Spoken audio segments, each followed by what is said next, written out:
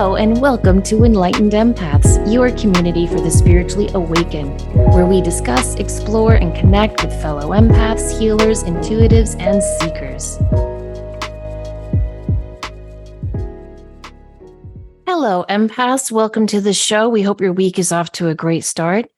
Last week we talked about doing shadow work and how important that is to really learn to embrace and befriend your shadow so that you can really get to know who you are and really embrace all the good and maybe not so, or what you think are not so good aspects of yourself. And we got a lot of good feedback on that. So we thought we'd take a deeper dive this week and talk about shadow work in terms of doing the real inner energy work with your chakras. And Denise found this wonderful article written by Aletheia Luna on Wake Up World that gave some really good questions that we can talk about and think about and journal as we're learning to really befriend and work with our shadow. So we're going to be taking a lot of our information and insights from Aletheia's article. And we'll start by kind of diving into the 7 main chakras. And if you know the rainbow, you know your chakras. We start at the base of the spine, which is the root chakra. And that's really where we store a lot of shadow stuff, right, Denise? Because that's all the family stuff.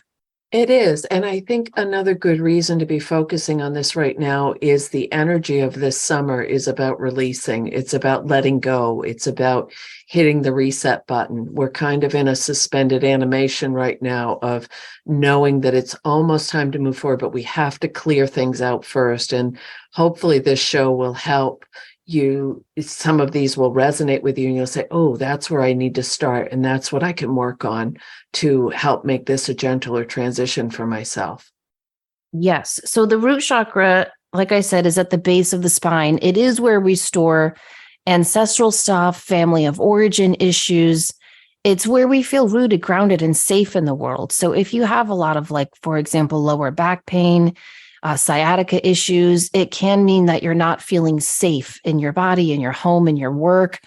And so it's always a message with root chakra to really dive deep into how do you feel grounded and balanced and safe in your world.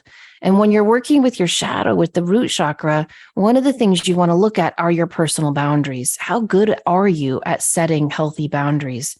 Do you feel comfortable saying no to things you really don't want to do? Do you feel comfortable standing up for yourself? Right. And this, from what I understand, a lot of times trust issues will manifest in your root chakra if you have a hard time trusting yourself or others or situations. So if you look at your own personal stuff, if any of these things that we're bringing up, you're saying, oh my gosh, that's me, do some work around your root chakra and see if you can help release that. But this is the family stuff, the feelings, the emotions. It's also so very much about security and stability. So if you're struggling with finances or feeling secure in the world, or that can be another great place to start, is doing the shadow work in your root chakra. Yes. I read something online that I just want to share with everyone, because one of the other questions Althea mentions in this article is to journal and think about what the word family means to you and what feelings, emotions, and thoughts, good and bad, does that bring up. And, I've been thinking a lot about that throughout my life. And I saw this quote online and I just want to share it with everyone. It says, "Blood is thicker than water" is a bastardization of the full quote from the Bible. Did you know that, Denise? I didn't. Okay, here's what it says. "The blood of the covenant is thicker than the water of the womb. Those who stand by you, who shed blood in battle beside you, they are your family." Oh. I did not know that. I did not know that the full quote, because, as a Catholic, we don't actually read the Bible. And I did not know that the full quote was the blood of the covenant, meaning the vows, the loyalty, is thicker than the water of the womb. So sometimes when you think of family, if you have a tricky relationship with your family of origin, I do think it's important to realize that sometimes family is who we decide family is.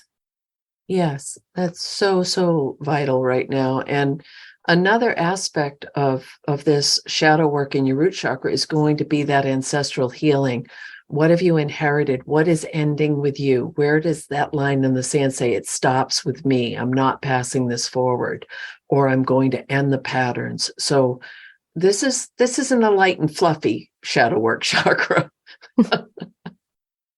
No, it definitely is not. And some crystals that can really help you work with the root chakra, especially with some of this heavier stuff, would be red jasper. It's a really good stone for feeling protected and safe and strong and setting your very firm boundaries. If we move up to the sacral chakra, that is between the base of your spine and your belly button. And this is the center of sexuality, creativity, fertility, and body image. And so a lot of stuff is happening. It's represented by the color orange. And it's all about, in terms of shadow work, really asking yourself, how do I feel about my sexuality? How do I feel about sex? What am I like with intimacy? How does guilt and shame reflect itself in my life? Am I holding on to guilt and shame? How do I feel about my body? Am I kind about myself when I look at my body or talk about my body? What kinds of creative things am I doing in my life? Am I letting my creative energy flow? When do I feel blocked creatively? So there's a lot going on in the sacral chakra that I think is very, very important. As you were reading, I was thinking about so many people that work intuitively or as healers or Reiki practitioners, that if you've ever seen someone lay on a table and someone will take a pendulum and put it over their chakras to see if they're spinning. And a lot of times the top chakras, the third eye, the throat, the crown are like boom, wide open. But sometimes these lower chakras are holding the old stuff. And I think to get that balance in our lives, we do need to make sure they're all functioning in order to make the most of this experience we're having here as incarnate people. I agree. You've got to have that basis of groundedness and sense of stability before you can fly, right? Right. And those upper chakras are what help us lift and raise our vibrations so we can soar, but you've got to have that foundation first. I think so many, though, will focus on that going up and lifting and connecting when you really do need these lower chakras that are your physicality, your experiences, your what has formed you throughout this lifetime. So I think there's growth and evolution in all of this shadow work, but it's so interesting to see it broken down into, if there's just one of these that you're saying, wow, I'm tired of feeling that way, or I'm tired of guilt or shame, or I know I want to experience more pleasure and joy in my life, it might be worth exploring the sacral chakra a little bit and say, is there something in shadow work that I need to address? Yeah. And, I think a lot of the reason why people hold belly fat is because of the first, second, and third chakra. It's protection. It's protection. Exactly.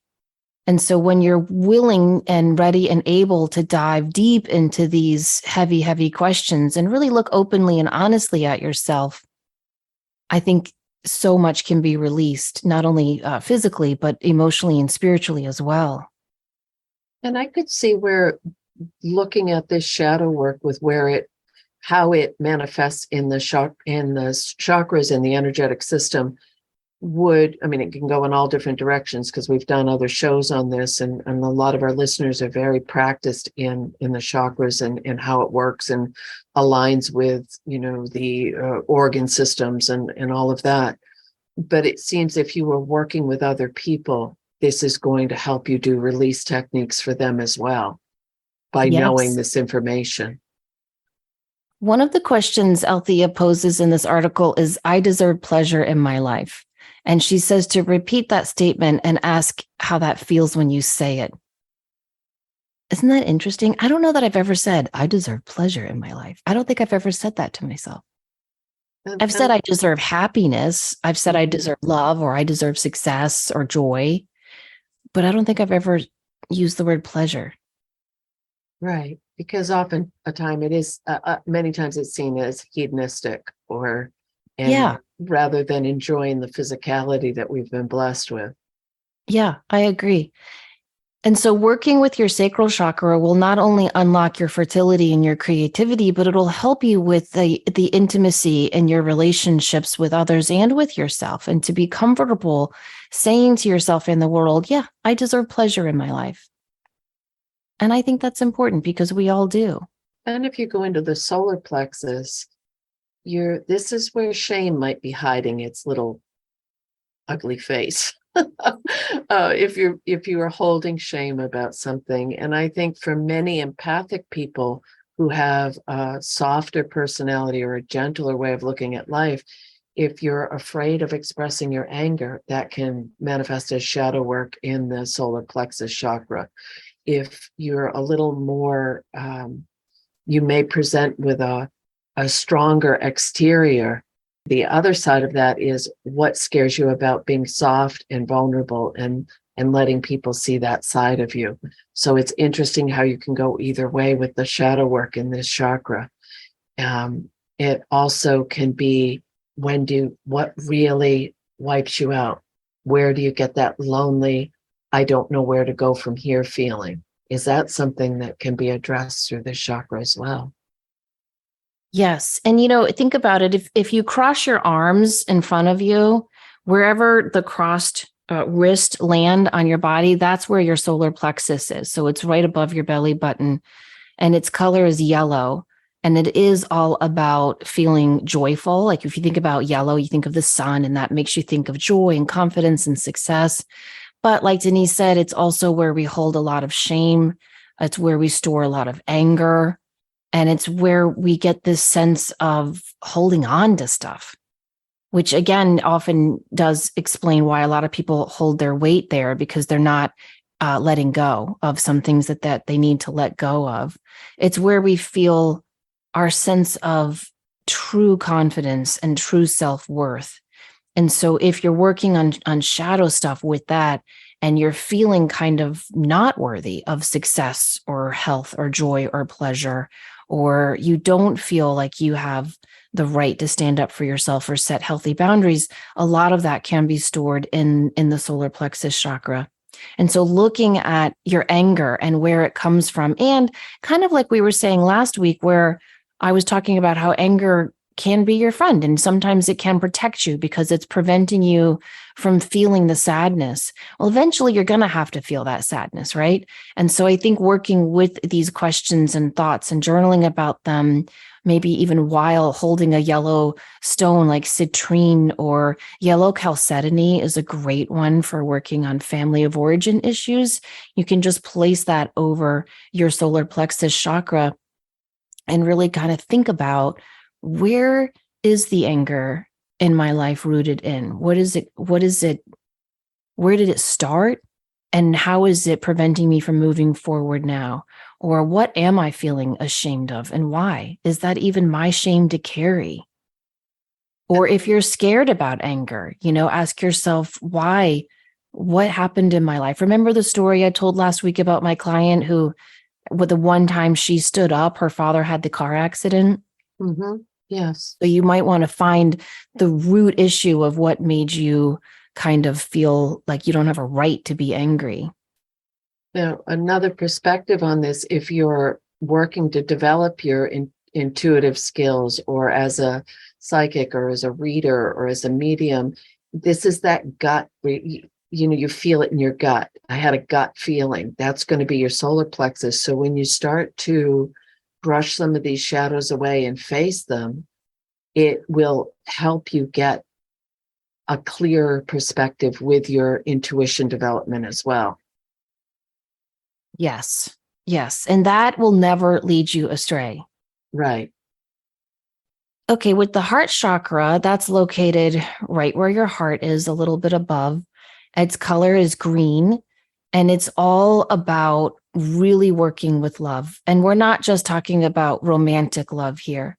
We're talking about all kinds of love. And so when you're doing shadow work with the heart chakra, you want to ask yourself, do you really feel worthy of true love? And if so, why or why not?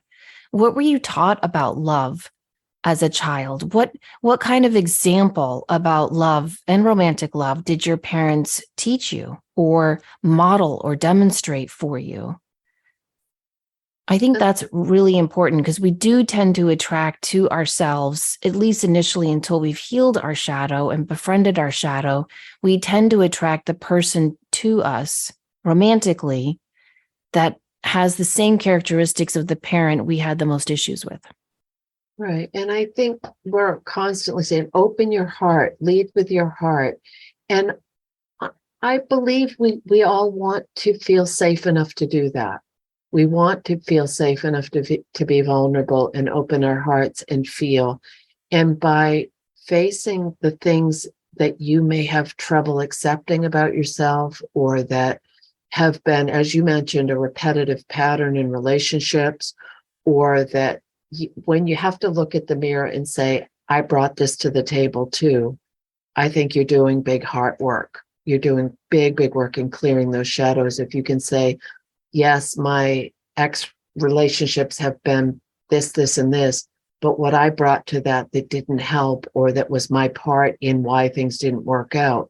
So there's a deep level of honesty and self-reflection in the heart work. But to me, this is the one that once you can open your heart, and you can practice with animals, you can practice with opening up to your connection with nature. You can open your heart through prayer. It doesn't have to be, I think you can work up to being vulnerable with other humans. Yeah, I do too. And it won't happen overnight. I know when I was in my young 20s and I was newly married and we started talking about having a family, I was really afraid to become a mother because I didn't have a nurturing maternal figure in my life. And I thought, like, what if I just morph into that? I never played with dolls as a kid. I played with stuffed animals. And so I thought, what if I don't have a maternal instinct? And he was really great. He was like, you know what? Like, we're young. We don't have to answer this question now. We don't have to, if you don't want kids, we don't have to have kids. If you want kids, we'll have kids. He was very good about that. And so instead, what do you think we did? We got a dog. Dog's a good practice. We got this beautiful giant, well, when we got her, she fit in the palm of our hand, but she was a Doberman. And we named her Ashley because that was my favorite name at the time. And I thought, well, if I'm not going to have kids, that's what I would have named a daughter. So I'll name her Ashley. And Denise, I loved that dog. I made up songs for her and I sang them to her. I took her everywhere with me. She was just my baby forever. And I know she came into my life to teach me that I do have maternal instincts and that I would be a great mom. And I think she was 4, maybe 5 when I had Olivia. But I will love Ashley forever and ever and ever because she taught me that you don't have to carry on the ancestral chain of, icy cold moms, that who you are is who you are. And she showed me that I was very, very maternal and had so much love to give. So sometimes it can start with animals. Sometimes it can start with a garden. Right. It's opening your heart to something. And the pre-children animals are very different. They always hold that special place. But I heard the coolest thing. There was a woman I was speaking with, and she has chosen not to have children, but she has an incredibly strong connection with her pets, her animals, and their family. And you and I have spoken of this, that our animals are part of the family. And she said, when you are a parent to a pet or an animal, a dog, a cat, doesn't matter, you're constantly in, they always need you. It's like a little toddler. They never grow up and gain independence. They still need to be fed and nurtured and walked and watched out for. And I had never put it in that perspective before, but I really, really loved that person had stated it that way. Yeah. And it's a beautiful way to learn about giving and receiving love. Yes. But I do think when you're working on the heart chakra is the bridge chakra. So it connects the physical 3 chakras that we just talked about, the root, the sacral, and the solar plexus. It connects those 3 physical chakras to the 3 spiritual chakras, the throat, third eye, and crown chakra. So if the heart chakra is blocked from guilt, from shame, from an inability to give or receive love, from feeling as though you're not worthy of love, from holding on to anger, from not being able to give or receive anything in your life. If you're just kind of an island unto yourself, then everything is going to get blocked energetically. So I think the heart chakra is incredibly important. And one of the most important crystals you can use to work with shadow stuff, and it's intense, is malachite. I love malachite. I do too. I do too.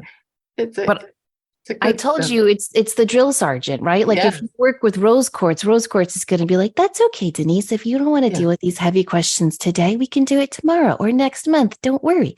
Whereas malachite is like, no way, bitch, sit down, get your journal out. And I know that we've done other shows about chakra work and all the things we're speaking of, but I think it's really, really important. This is, maybe I'm off on this, and please correct me if I am, is this doesn't end. You don't just get, all my chakras are spinning, good to go for the rest of the time I'm here. This is something we always want to revisit and check in on. And there's always another layer. Always. Yeah. Nothing in this world is one and done, first of all, right? I mean, you can't shower one day and think, well, I'm clean for the rest of my life. You can't exercise one day and think, well, I'm fit for the rest of my life. It's the same with all the spiritual work too. You have to constantly cleanse and balance your chakras. You have to go back to shadow work, over and over and over again, because new things are going to come to the surface. You might be ready to clear away one aspect and then something else pops up. It's exhausting to be a human, but it's worth it. Right. And it's growing, it's evolving, and it's allowing you to raise your vibration. So the more you can clear away through this shadow work, the more you can be of service to help other people and to help yourself. Yeah. Yeah. It's like school. I remember when my daughter Tori basically taught herself to read in preschool, and they had these little drawers. So every time you learned different words and sentences, you'd complete a drawer and you'd move on to the next one. And when you finished all the drawers, you got this big award, and they had a little ceremony for her. She was so excited. And you could tell she was like, whew, that's done. And then kindergarten started, and if she could swear back then, which thank God she couldn't, she would have come home and been like, son of a bitch, like this doesn't stop.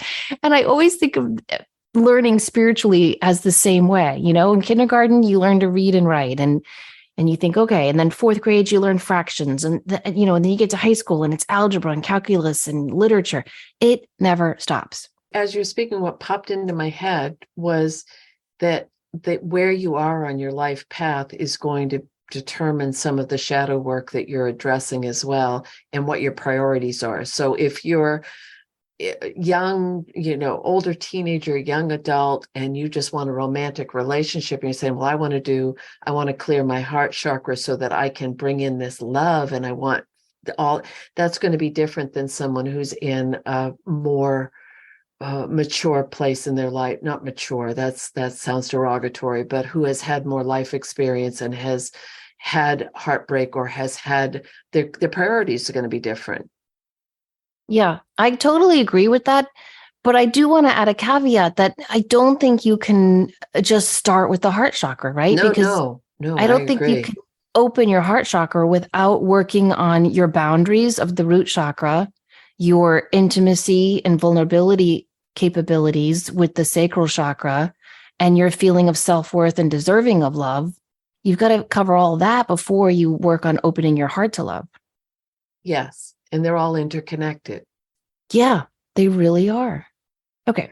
So now we move on to the throat chakra, which is where we speak our truth. It's located at the base of your throat. It's associated with the color light blue. And it's all about really learning to speak up and speak out for yourself. But it's also, there's other things that can block this. If you tend to exaggerate or lie quite a bit, then that can block your throat chakra. It reminds me of the 4 agreements. One of the agreements is be authentic with your word. Mm-hmm. And I think that is so important, especially when we're talking about throat chakra stuff. This feels important in the sense that so many people are trying to find their voice or speak up for themselves, as far as I'm an intuitive, or I believe in juju, or I don't agree with you politically. It doesn't make you a bad. I mean, there's so many ways people are trying to clear this shadow stuff out. And if you're finding that I think there's a sense of realizing it's okay, it's safe to speak your truth, but that you deserve to have your own opinion and it doesn't make it wrong. Yes, exactly. This is also where we hold our inner critic too. So if you have that little voice in your ear who's constantly telling you to sit down or stay quiet, or you don't look good in that, or you should have done more at that meeting, or you should be trying harder here, that also gets stored in your throat chakra. And so you do need to be an observer of your inner voice and think, how am I talking to myself? And you made a good point earlier when you were saying, how do we even do this shadow work? When you said you may get insight while you're on the elliptical or running or knitting, it doesn't matter where, or you're journaling, or there's ways to work through this that fit you, but you have to identify the root where it is rooted before you can pull it out and let it go. Yeah, I agree. Well, one of the questions Althea poses in this article for journaling with a shadow is, were you listened to as a child? Right. And I think that that's a sore point for me. My dad definitely listened to me. We took walks almost every night after dinner, and he would listen to me go on and on and on. My sister Courtney definitely listened to me, but I was a talker and I am a dreamer. And so I would love to sit at the breakfast table and tell everybody about, in detail, agonizing detail, the dreams I had. And I do remember everyone kind of rolling their eyes at me. And, you're so sensitive as a kid. And I remember feeling very bad about that. And so think about little moments, even if they're insignificant ones like that. Whereas now I'd be like, yeah, who wants to hear about, my dreams? But as a kid, I was like, oh, very hurt. I was so sensitive. And so I think it's important to look at some of those issues and to look at where you manifested illness as a child. I think that's very telling, right? So if you got a lot of stomach aches or stomach issues, if you were constipated a lot, or you threw up a lot and got the flu, that points to sacral and solar plexus stuff. But if you had sore throats all the time, like I did, that points to throat chakra stuff and not being able to speak your truth as a child.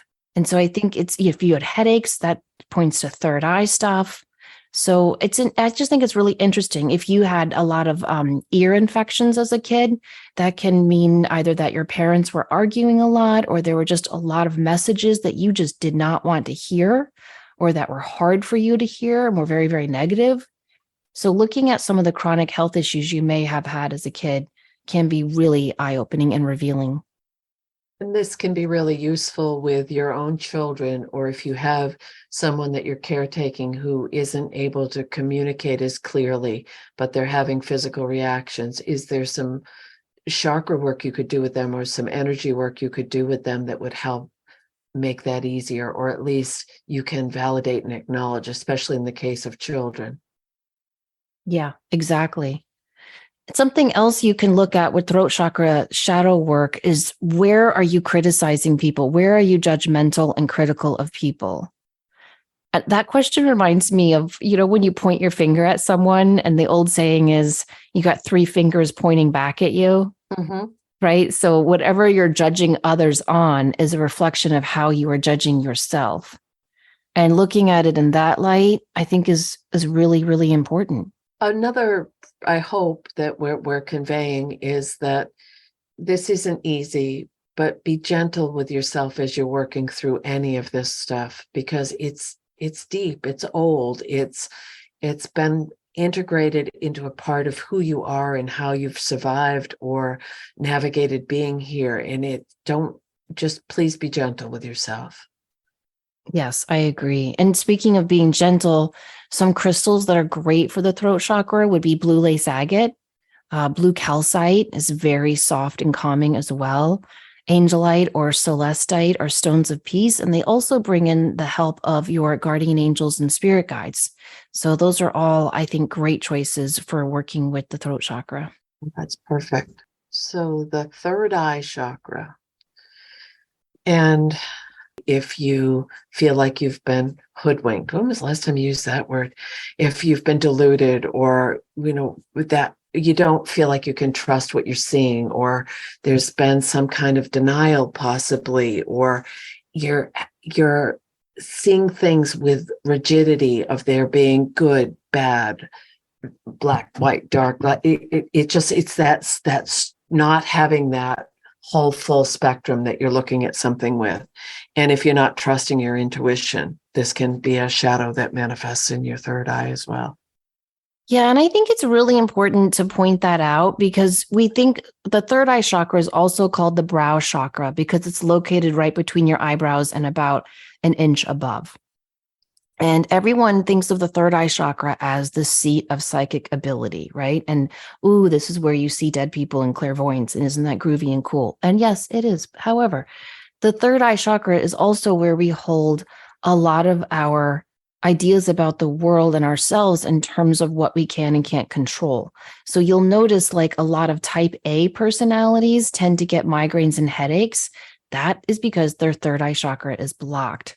So if you are seeing things in black and white and you see things as, this is good, this is bad, or, this is left, this is right in terms of political stuff, and you're not able to really sit back and see the connection between all of us, then you might have a blocked third eye chakra. It's also where we hold a lot of our denials, things that we just don't want to see. Think about it. It's the third eye. So what are you not wanting to see in your life about yourself, about your relationships, about where you are on your path? That can be blocking your shadow work as well. And this is when we've done the shows with talking about signs, and we, both of us as well, said, well, I thought it was a sign, but I wasn't sure. I thought that was an intuitive hit, but maybe I was making it up in my head. Working with this third eye chakra to release some of that denial, that fear, that insecurity will help increase your ability to believe in what you're getting intuitively. Yes. Exactly. And some great crystals for this center are going to be any dark blue stones like lapis lazuli, kyanite, sodalite. Azurite is a great one. Azurite malachite would be great if you're working on heart chakra and third eye chakra. Ooh. But in general, any dark blue indigo type stone, labradorite is one I love to use for the third eye chakra as well. So going back to the health things, if you would constant headaches be connected with, could that be an issue with the third eye chakra? Yes. That is often an indication that there is a block in your third eye and or crown chakra. So you might have lost your connection to yourself, your higher power, trusting your intuition, but it could also be that you're locked in this judgmental, thing, this way of seeing the world that is just not helping you, because I suffered from headaches a good part of my life. I've shared that openly before, but I'm wondering too, is if your environment isn't being supportive of what your inner truth is that going to manifest in headaches as well? Yes, 100%. Right. So that might be something to consider if you're having headaches or any physical issues around your third eye or your crown chakra. Life is much more enjoyable when you use all the colors in the box and don't just stick to the neutral tones. Yeah. I have a friend who wants to write a book called How Fox and CNN Killed My Marriage. Okay. Because she said her husband would come home from work and he would watch like an hour of Fox and an hour of CNN. And then he would get so mad and angry at both sides. And she said it morphed him into this like bitter person who just couldn't see how beautiful the world was. He was just so focused on the divide that's going on in the world right now. And it changed him. That's a blocked third eye, when you just see nothing but division, where you don't see unity, where you can't see the good in either side of any situation, whatever it might be. That can cause a lot of blockage in the third eye. I see most blockages in the third eye from people who feel that they need to control all aspects of their life. and or their children's life, people who can't just let go Mm-hmm. and trust. Because the third eye is really the gateway to trusting not only yourself, but also, as we move into the crown chakra, trusting a higher power. Once you lean into that, trusting that everything will work out, trusting that we are all connected, trusting that you're on the right path, all of those things will help unblock that chakra. And it does seem, if we go back to the interconnectedness of all of this, that as you deal with that shadow work in your third eye chakra, that you're going to start to see yourself in a way that is more accepting and allows you to move forward and not stay stuck in who you've been, but be able to evolve into who you're becoming, because you're going to see yourself differently. Yes, exactly. Okay, moving on to the crown chakra. This energy center sits half in the top of our head and half out. So it's always connecting us up and out to the to our higher side, our higher self, the other side, to our connection to the divine, and its color is purple. And when you're working with the shadow side of your crown chakra, you want to think about, how am I thinking for myself? Do I believe what I believe because I was told to believe that? Or do I believe what I believe because it's intrinsically aligns with my core values of who I am? This is also a good time to look at any issues you had with standard traditional religion growing up, and what anger or hostility or hurt feelings are you holding on as a result of that? That's an important one, because I think a lot of people are in conflict with what they were brought up, or what their family of origin or their community or their people may still believe or live their life by, those tenets, and what they may be feeling as they open up more in a spiritual direction. And I think you're a great example that you can have both.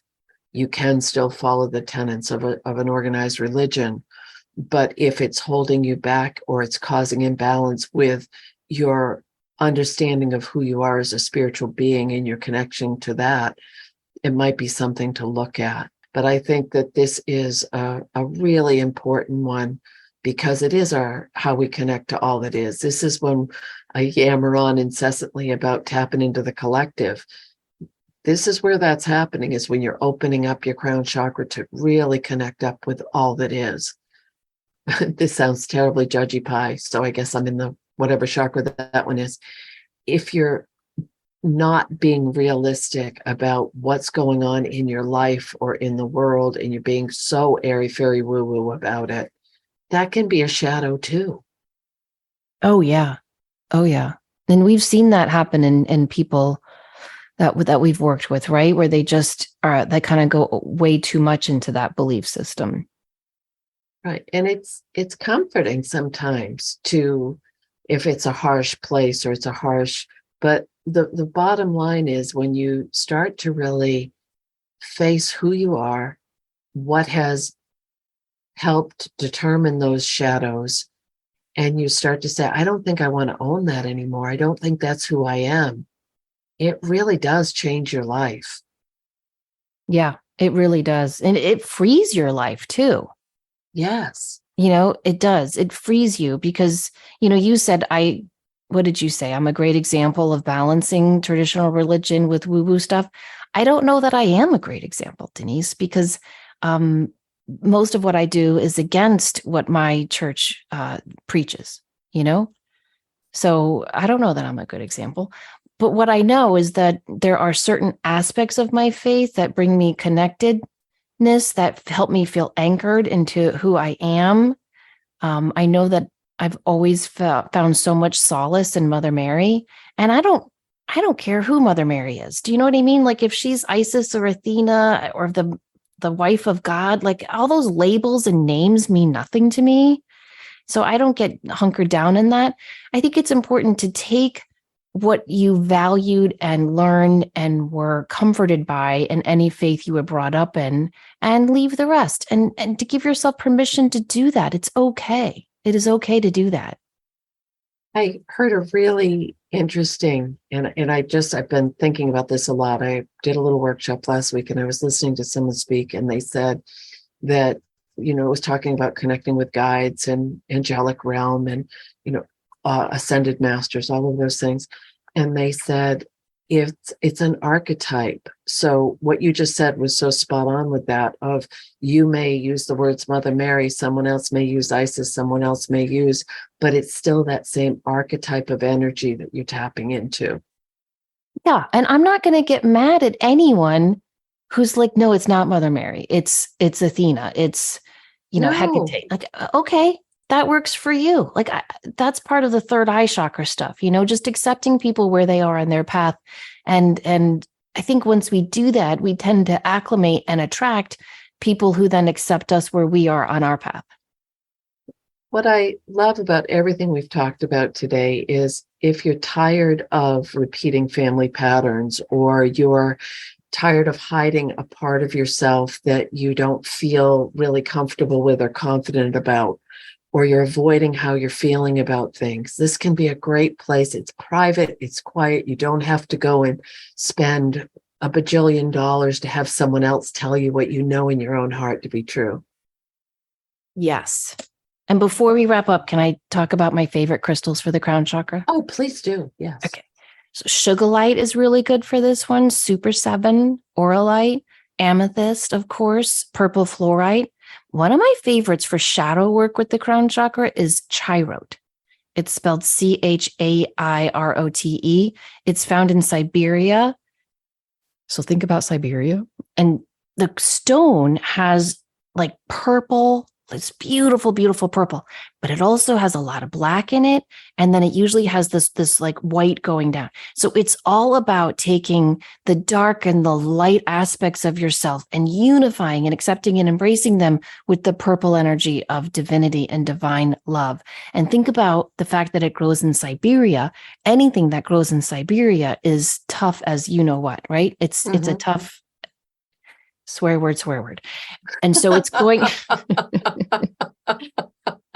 And so working with Chirote is really going to help you cultivate that inner strength as well, but not in a tough, like badass Arnold Schwarzenegger, The Rock way, more in a tough, like, I love myself. This is who I am. It's self-empowerment.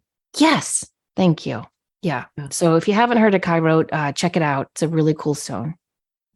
Oh, I love that. And I love that you get so excited about it every damn time. You know your juju and you know it works for you. It's fun. I just think it's cool to look at where stones are from, where they are sourced from, because it tells you a lot about who they are. And it reminds us that, where we're from tells us a lot about who we are. Right. And I don't know if there's any validity to this, but when you just said that, what popped into my head was, if you're working on ancestral healing, or you're working on breaking familial patterns and you're healing that generational line, I wonder if you follow that back to where your family originates from, what part of the world, and you worked with stones from that area, if it would help. Well, then I would need $1,000 to spend on stones, because I'm a mutt of many, many things.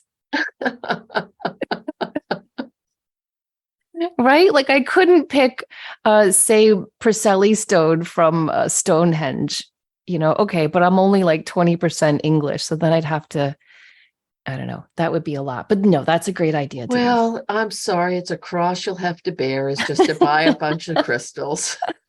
Gosh darn it. Well, thank you guys so much for listening. We hope we've given you some really interesting things to think about as you're working on befriending your shadow. We hope you've enjoyed this little 2-part series. Have a great week. And please remember, as always, to show up, share your light, and do good work. Take care.